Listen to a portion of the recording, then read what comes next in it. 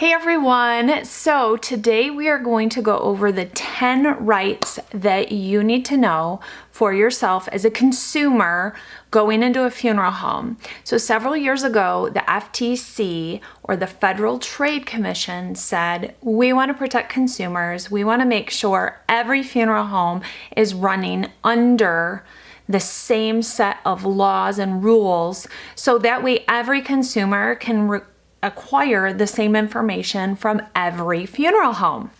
So they set up the funeral rule that every funeral home must abide by in the United States. So the FTC, you're going to hear those words a lot, Federal Trade Commission. They did this to protect you, the consumer, and to make sure also that funeral homes are more on a level playing field by everyone having to give out the same type of information. So first, the funeral rule gives you the right to only buy the items you want.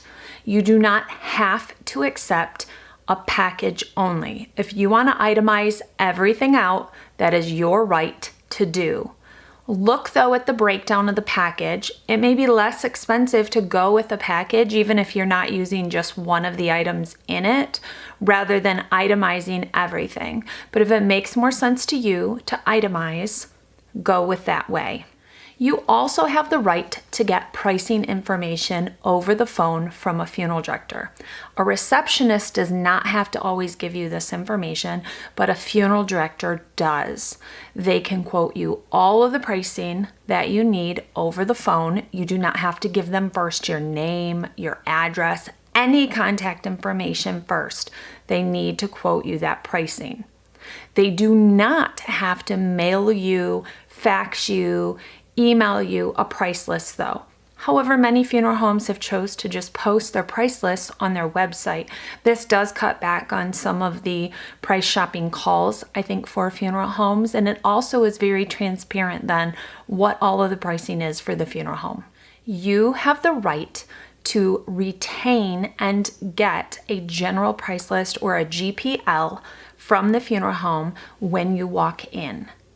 You may walk into any funeral home at any time and say, I want a price list, nothing more, no information given, and whoever greets you at that door must give one to you. They cannot make you wait to have to talk to a funeral director. Upon request, you must be given a general price list, and that price list must be broken down by certain protocol as to what is on it for you to be able to compare apples to apples at every funeral home.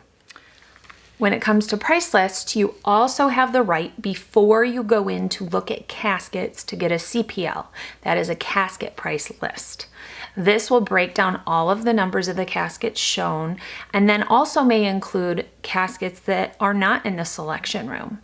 You may go into a funeral home that does not have a selection room. They've gotten rid of their in-person caskets or even corner cut displays, and they may function only with a digital or hard copy catalog. They still will have a CPL or casket price list that you can look at to just know ballparks of numbers as you are price shopping and as you are looking at caskets when you're going through. These will also have some descriptors for you if it's a certain type of wood or if it's a certain type of metal. The same as with the CPL or casket price list is the outer burial container price list. Oftentimes you'll see the outer burial containers or vaults listed on the CPL as well. That it's all one and the same, caskets and vaults shown together on that price list. If you don't see one of those price lists, ask for one. You are entitled to one of those as well, written out for you. Vaults are one of those things that in most places are not required by law, but it is a requirement of the cemetery. So know your rights when it comes to whether you need a vault or not, and know that you can ask for those prices. Know also that you have the right to a written statement, a breakdown of all your costs. It does not have to be a package number.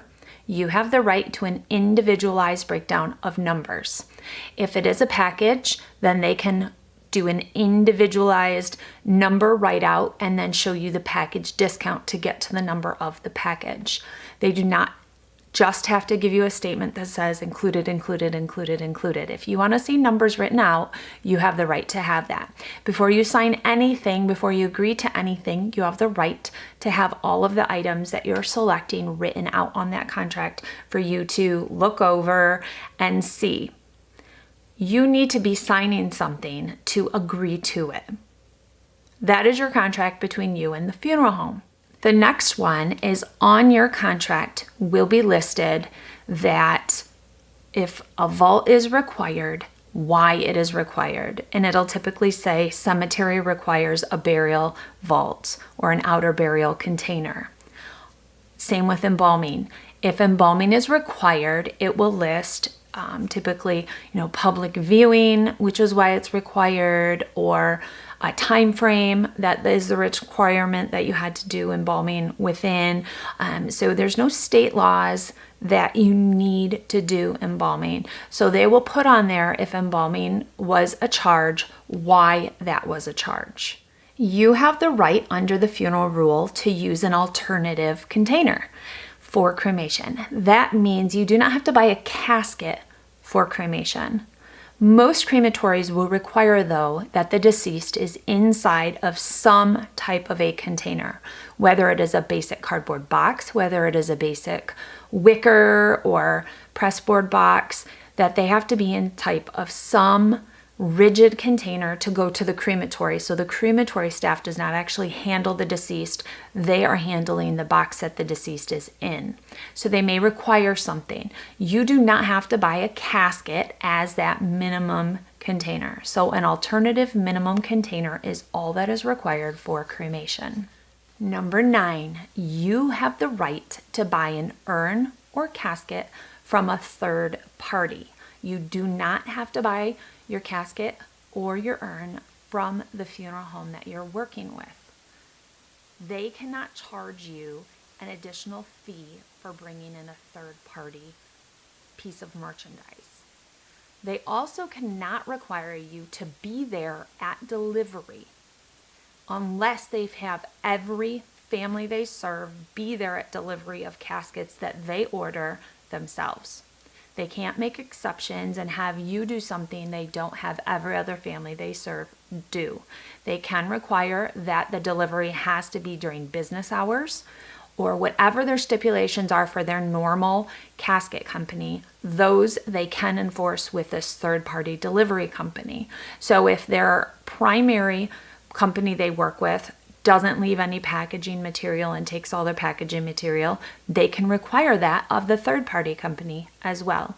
However, the funeral home may have you sign something that you are bringing in a third-party piece of merchandise and that you understand if there is damage to that item or whatnot, that you're going to have to sign something saying that the funeral home doesn't have the liability for that third-party item because they didn't choose it and you chose it. So don't be surprised if you do have to sign something like that, but do not pay any additional fees. You do not have to be there upon delivery unless they have every family they serve do that. The last right that the funeral rule gives to consumers is that they want you to understand there is no law that is requiring embalming. It is typically a requirement of the funeral home in certain circumstances. If you are going to have a viewing after such and such period of time, or if you're going to have a public viewing, or if there's a contagion, maybe they might require embalming for a viewing as well. So there's going to be specific maybe regulations of the funeral home that they are requiring embalming for. So know your rights, know your rules. If something doesn't feel right or you're questioning it, then check with state laws. Maybe check with other funeral homes if they require embalming in that same situation, and just know what your rights are as a consumer. Don't always assume the funeral home's trying to do something illegal. They're there to work with you in most cases as well. But know your rights, know what is governing over your state when you're going to make funeral arrangements. So that way, you know, at the end of the day, everything was done correctly and that the funeral home had your best interest at heart. So these are the Federal Trade Commission's funeral rule that they have laid out to help the consumers know their rights, but also to make sure all the funeral homes are working on a level playing field and providing the best care for families who have lost someone.